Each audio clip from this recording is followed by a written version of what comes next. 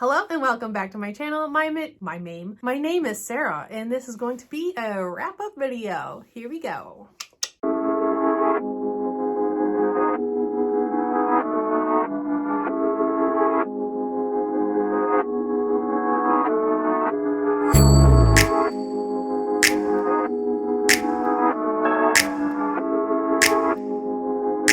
I'm going to go in no particular order, but my first book that I will be talking about is Strange the Dreamer by Laini Taylor. This book was a reread for me, and I listened to it on audiobook this time. The first time I read it, I did read it physically. I physically read this book. I never went on with Muse of Nightmares, and so I really want to do that, and so I decided to reread it, but via audiobook, and I will be reading Muse of Nightmares via audiobook. But the first time I read this, I gave it 4 stars, and I think if I listened to an audiobook, I gave it a 4.5 stars, because when books are so overly lyrical, like Strange the Dreamer, which don't get me wrong, it is beautifully written, I struggle to read them physically and take in everything that I am meant to. But when I'm listening to the audiobook, it's beautiful, and I don't have to think too much about what they're trying to convey to me. I just understand it right away, and I can use my brain power not to understand the words, but to just enjoy the story. And so I really recommend that if reading this book physically wasn't for you, to try the audiobook, because it is so well done. This book did start off a little slow for me, but the world building is just so immersive that I can see kind of why the book was a little slow to start off with, which, you know, is fine. It really set us up for the rest of the book. And when I read this the first time, I was warned by some friends and some other booktubers who really know my reading taste that the slowness of it and the flowery writing of it might not be up my alley. So the fact that I was warned for it going into it, I didn't mind it per se, though it did kind of bug me the first time I read it. But like I said, listening to an audiobook, it didn't bother me as much as I thought it was going to. In this book, Laini Taylor basically writes 3 different worlds. The world where Laszlo is from, the world where Sarai is from, and then a dream world on top of it. And like, who writes 3 worlds and then somehow has such a master ability to write world building that they all feel equal? I don't know, but it is so well done that I was kind of mind blown and reminded of that aspect while listening to the audiobook. And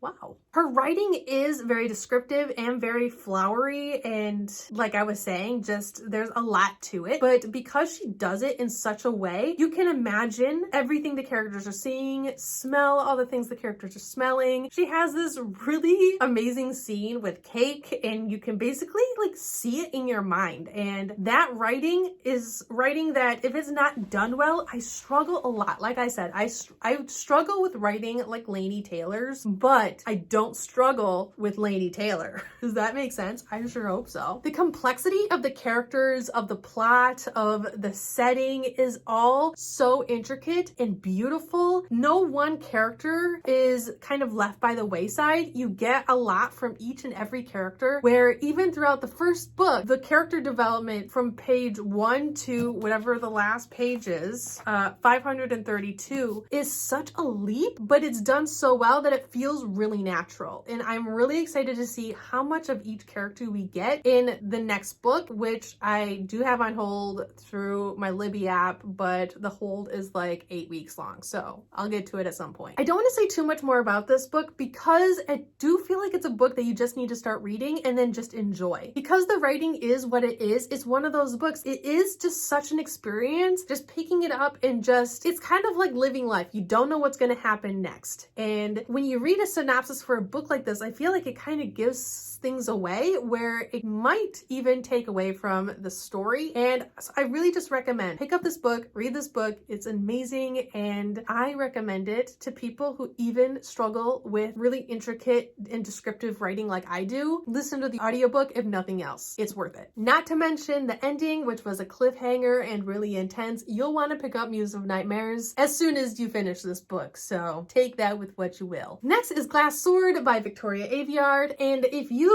watched my last wrap-up recent reads video, I don't even know what I'm going to be calling these videos anymore, but anyways, I loved Red Queen a lot. I loved Red Queen. Glass Sword fell a little bit short to me. I only gave it a 3 or 3.5 stars. What did I give this? A 3.5. I gave this a 3.5 stars, and it's because of the main character. I hate her so much. There it is. I'm gonna try not to get rambly and preachy about this book, so let's see if I can keep this under 6 minutes raw. Let's try. Before we get into Mare, I do want to mention that this book did feel like a second book in a series, and many YA readers know that sometimes second book in a series, whether it's a trilogy or a quartet, it's just not always great. It feels kind of lacking, and the plot kind of goes downhill, and the characters don't develop a whole lot, and this book is no different. I felt like the world building was non-existent. The world building in book one, there was just so much to it that the fact that there was barely anything in this book to kind of push forward the world building just a little bit was disappointing, to say the least. We get a little bit of character development in this book, but I felt like it was lacking on like some fundamental level, where I didn't like Mare, and then some of the other characters, they just felt stagnant. What this book does give us is a little bit more background on characters with abilities and kind of how those manifest and kind of what it means when one of these people has an ability. And that aspect I really liked, because it was really interesting whenever a new character was introduced to us. That was one of the reasons why I kept reading, to be completely honest. There's also a really important conversation about choice in this book that I thought that Victoria Aveyard did a really good job. So we have Mare, the main character, and I don't want to give too much away because it is second book, so if you haven't read Red Queen, I don't want to give too much away, but Mare is going off to find more people like her. If you haven't read Red Queen, go ahead and do that and you'll figure it out pretty fast, but she is out finding people like her, and it's basically given a choice, and it's one of those choices where it's not really a choice. It's come with me and live or stay and die. One of those kinds of things was like, who's gonna pick stay and die? It's not a choice per se. I mean, it is, but she makes it sound like she is saving people, which I mean, she kind of is, but she's making it seem like she's giving them a choice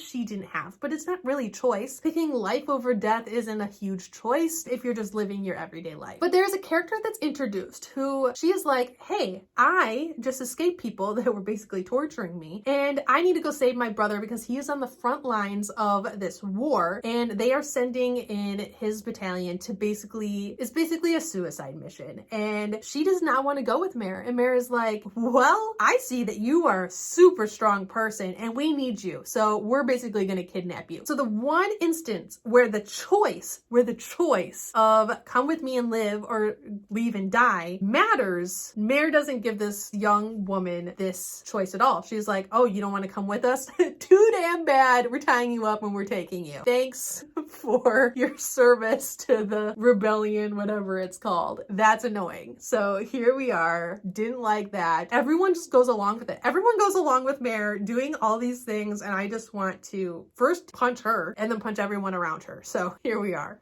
I did have a character.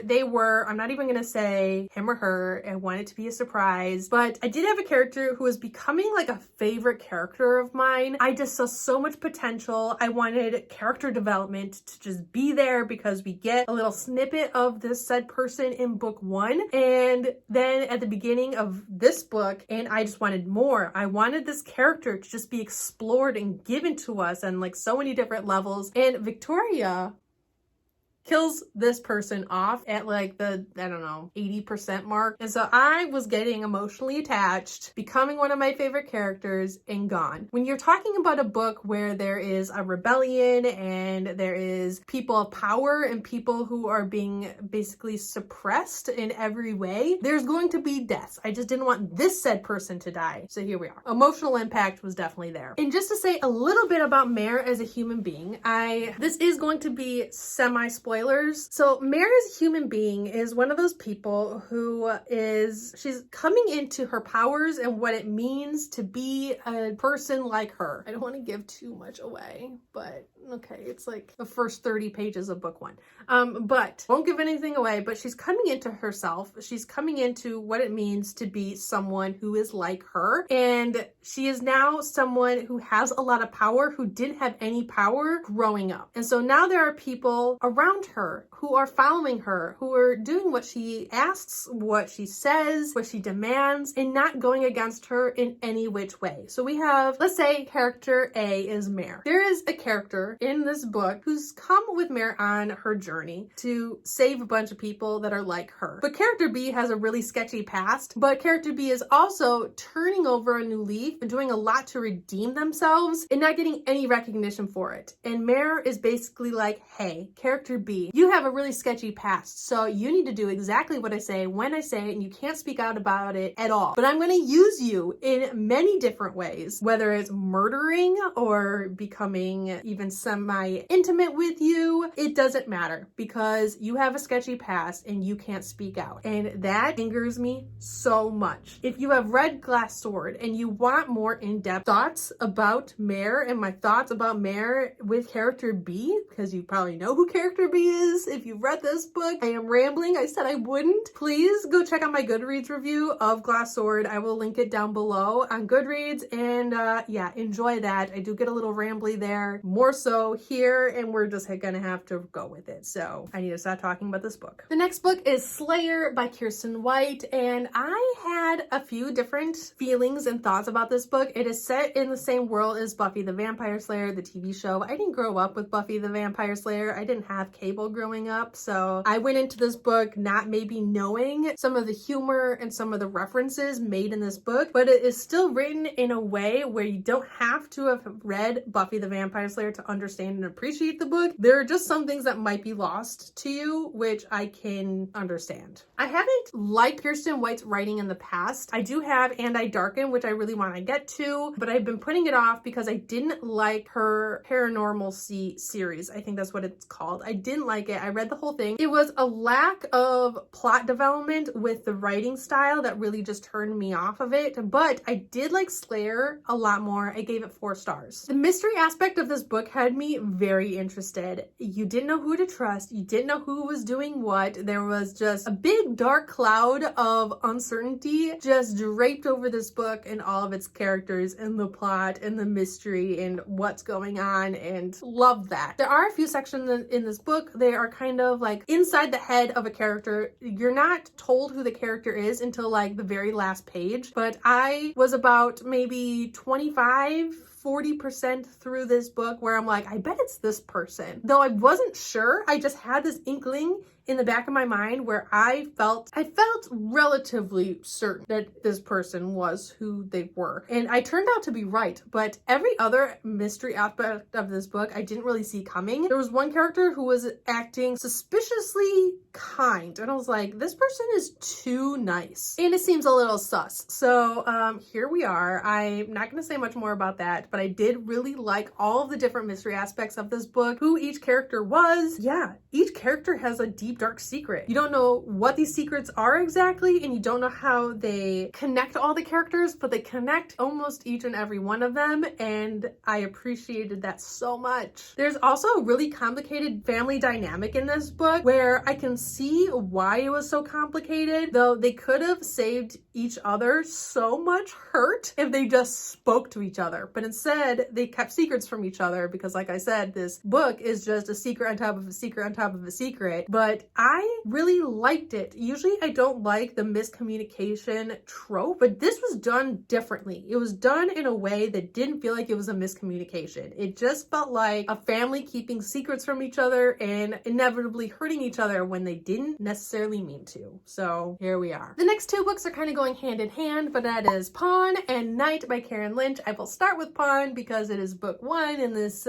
trilogy. I love Karen Lynch so much. I say that all the time, and so I'm not going to get too deep down into my love for Karen Lynch, but let's just start talking about Pawn real quick and kind of go from there. This was a reread for me. Pawn was a reread for me, and I loved it just as much as I loved it the first time. I gave it like a 4 or 4.5 star-ish, and that was just because I didn't necessarily like how some of the characters were described. Like I said, I did reread this book, and I did reread it for the release of Night. I did pre-order Night. I don't usually pre-order books because because I don't usually have the money for it and because I never finish series really. This series, the Fae Game series, is one of those series that I am definitely going to be finishing and rereading probably every year because I reread Relentless every year. It's one of those books, one of those series that I reread every year, and this series will become one of those series that I reread every year. How many times can I say reread every year? And I've said so much about this series in the past, and I'm not really going to go into the synopsis of it, but we do get Jessie James. She's a fiery redhead, which is becoming more popular in YA fantasy than I care to admit, but she also wears glasses, and I'm like, wow, a character with glasses. What is this? I love it. And she wants to become a lawyer or an attorney for basically lesser fae. So lesser fae without voices of their own, because the high fae and humans kind of smother that down. And I think it's a really good way to talk about what it means to have a group of people or beings where you are suppressing their voice.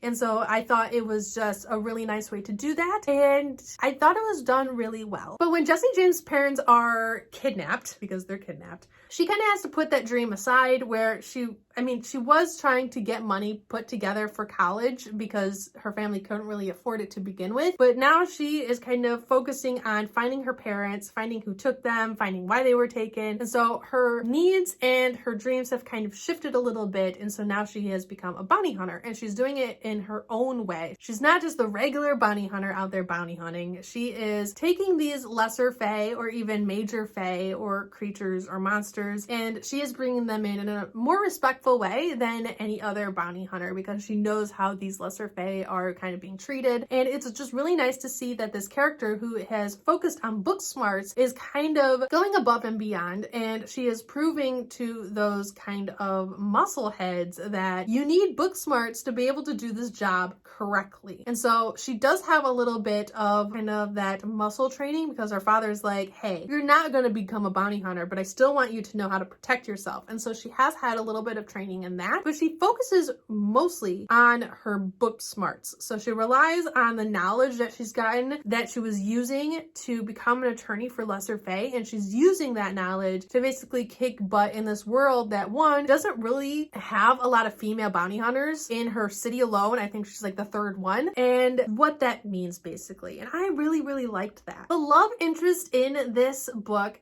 it felt like Sarah and Nicholas from the Relentless series, which is Karen Lynch's other series, like I was saying, but it feels new and refreshed. It still has that overbearing, brooding male with that very outgoing, outspoken female, and how those two personalities clash. It's also one of my favorite romance like coupling. I really like those two personalities to just kind of like, hey, I'm gonna do what I want, and the other one's like, please don't. I don't know why I like it so much. I just really do. So there is a lot in this series. There is a lot of topics and themes that this is one of the best YA fantasies I've read in a really long time. And I did give it 4.5, but I gave Night 5 stars. I loved the second book in the series, and I don't usually like second books in series. So let's move on to Night. Okay, Night is the sequel to Pawn. And like I said, I loved it. Pawn left off on a huge cliffhanger. It left off with a capture/torture scene. I love when characters are captured and kind of like held against their will in like a cage or like a cell, maybe tortured. I love dark fantasies. And so when my YA fantasies have a dark aspect, I love it. I absolutely love it. This scene reminded me a lot of the scene from favorite series, the Trial by Fire series. The main character is held against her will, held captive. And I love that scene. And the scene in Night reminded me of that. And I think that's why I loved it so much. And we'll just have to kind of go from there. Night answers so many questions you have from Pawn, and then throws you a whole new set of questions for Night that I'm assuming is going to be answering in Queen, which is the book 3. I don't have a release date yet, but I need it ASAP. here we are. There are so many twists and turns in Night that I appreciate. Oh my gosh, I appreciated each twist and turn, even if it gutted me a little bit. So heartwarming, so intense. There is darkness and light, and how those two were just intertwined together. Loved it. At the end of Pawn, our main character is she is totally stabbed in the back. I mean, not literally, metaphorically stabbed in the back, but she is stabbed in the back. And so there are these characters who are like, oh, we totally stabbed Jessie in the back. We were wrong. We're sorry. And Jessie's like, I'm not taking your apology. And Jessie doesn't take their apology right away. There is like there's a good chunk of this book where Jessie is like, you know what? I'll use you. I mean, I have no other choice, but I'm not forgiving you. I hate you all. And I just love the way that Jessie stood her ground after someone backstabbed her, because I feel like in a lot of YA fantasies, when main characters, especially close characters, kind of backstab each other, there is like 2 or 3 chapters where they're like, you know what? I'm not forgiving you, and then they like forgive them. I feel like Jessie held out more than a lot of YA protagonists do in this circumstance. And I was like, you go, girl. She knows her strength, she knows her worth, and she knows her limits. And the way she uses what she needs around her, including people, and when she knows she can do something herself, is such an amazing aspect of this book. I appreciated it so much. The world building in this series is fantastic. You get a lot of world building in the first book, but Night really takes what you learned in book 1 and sculpts it and really digs its heel in and gives you more. They gave you more in such a short book. You're given more without it feeling like too much, without it feeling info dumpy. And that is something else that isn't always done very well in YA fantasies. That is just another aspect of this book that I adored. And then just to wrap up this book, I love the characters. I mean, I love them in book 1, but there is just, you get a lot more character growth in this one. You never know who each person is, and it's kind of that mystery aspect of who do you trust, who is who, and I loved it a lot. There's also a character that is briefly introduced in book 1 where you're like, I'm gonna love this person. I am going to adore this person. This person can do no wrong. You get a lot more of this character in Night, and that character growth and development is one of the best I've seen in a long time, especially for a side character, and how this one character kind of brought everyone together, brought the plot together, kind of helped move everything forward without being a main character. And that is never done well, or not done at all. And that is another reason why I love these characters so much. I'm so excited for Queen. Night also left off on a huge cliffhanger. Karen Lynch is really perfecting her cliffhangers, and I will auto buy her books for the rest of my life. So here we are. If you've read any of these books, or if you want to read any of these books, like Pawn and Night, because not anyone that I know, except for Alana, knows that Karen Lynch exists, please read these books. They are so good, especially if you're into YA fantasy. Read Karen Lynch's books. They are fantastic. But anyways, comments, concerns, please put them down below, and yeah, like and subscribe if you haven't already. I'll see you guys all next time. All love. Bye.